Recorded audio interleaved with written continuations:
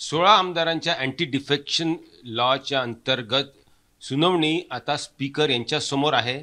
4 महिन्याआधी सर्वोच्च न्यायालयाने सांगितलं होतं की रिझनेबल टाईममध्ये याच्यावरती निर्णय स्पीकर यांना घ्यावा लागेल. कॉन्स्टिट्यूशन काय म्हणते?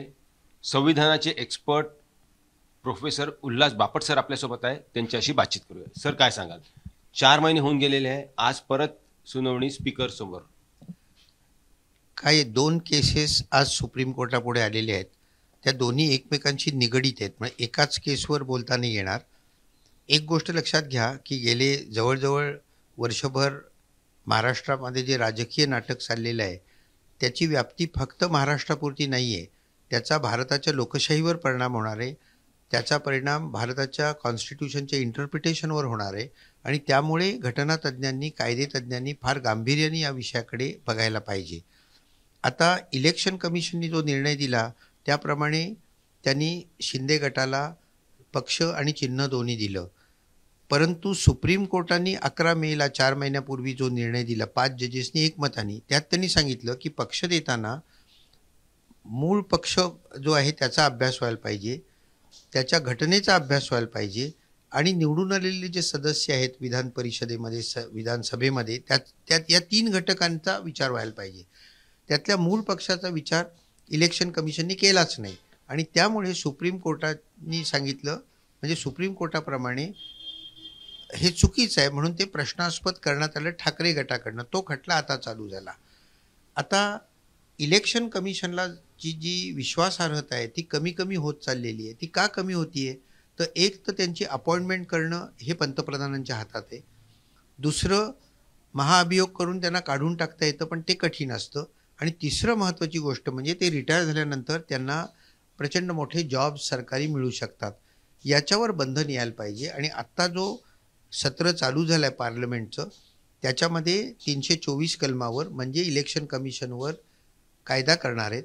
त्यामध्ये या 3 गोष्टी जर का त्यांनी आणल्या की नेमणारी जी समिती आहे ती निपक्षपातीपणाने काम करणारी पाहिजे, सुप्रीम कोर्टच्या जजप्रमाणे महाअभियोग झाल्याशिवाय काढता येणार नाही आणि त्यांना कॉम्प्ट्रोलर आणि ऑडिटर जनरलला जसा पुढे गव्हर्नमेंट जॉब घेता येत नाही तसे यांना पण घेता येणार नाही, तर याची विश्वासार्हता पुन्हा वाढेल. हा पॉईंट 1. आणि 16 आमदारांचं तुम्ही जे आत्ता विचारलं तर 10व्या शेड्यूलमध्ये म्हणजे अँटी डिफेक्शन लॉ ज्याच्यात आहे त्याच्यामधल्या 4थ्या परिच्छेदामध्ये इतकं स्वच्छ वर्डिंग आहे की हे सर्व लोक 2/3 लोक एकाच वेळी गेले पाहिजेत आणि त्यांचं मर्जर झालं पाहिजे. आता यातल्या दोन्ही गोष्टी 16 होत नाही आहेत. 2/3 ते होत नाही, त्यांचं मर्जरही झालेलं नाही, त्यामुळे कायद्याप्रमाणे ते डिस्क्वालिफाय व्हायला पाहिजेत. आता हे जर का डिस्क्वालिफाय झाले तर अगदीच उघड आहे की त्याच्यात एकनाथ शिंदे आहेत.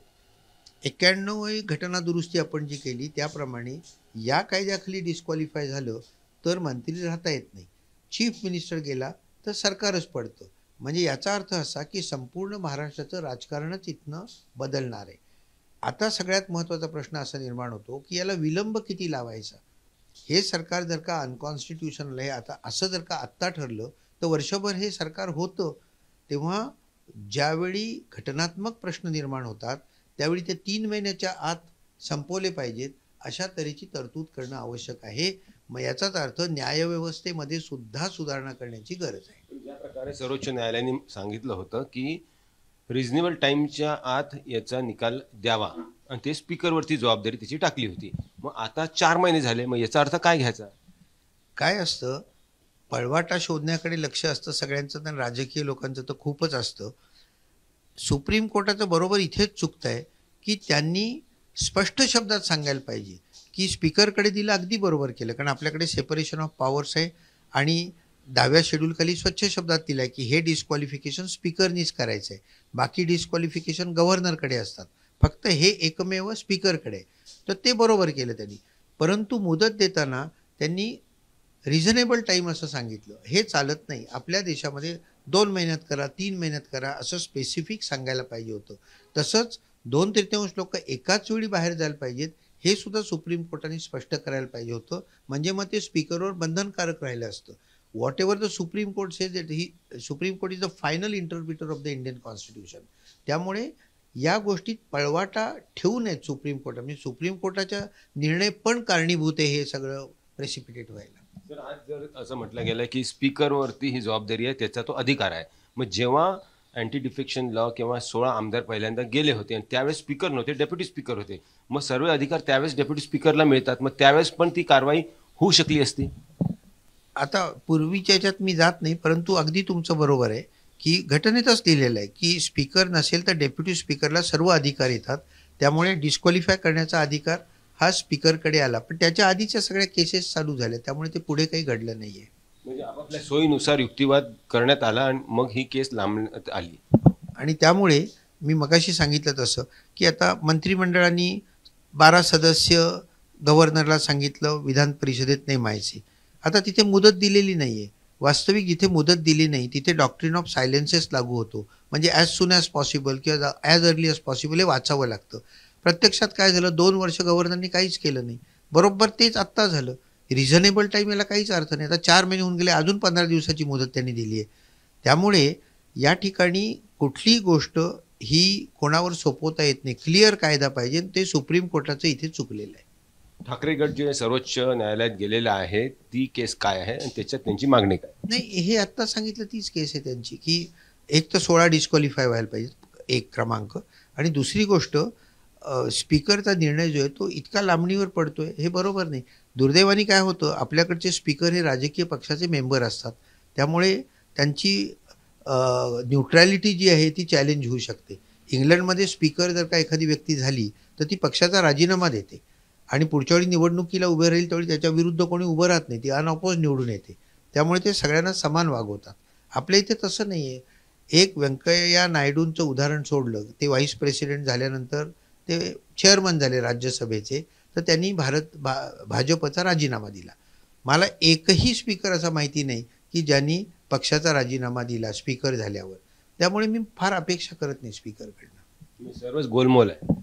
मी काही बोलत नाही, राजकारणावर बोलत नाही मी. आता जर हा 16 आमदारांचा अँटी डिफेक्शन लॉच्या अंतर्गत त्यांचं निलंबन झालं किंवा ते डिस्क्वालिफाय जर झाले, तर ऑन सेफर साईड म्हणून अजित पवार आणि त्यांचा गट जो तयार आहे एनसीपीतून वेगळा होऊन, म्हणजे सरकार पडायच्या ऐवजी दुसरा मुख्यमंत्री नेमू शकतात.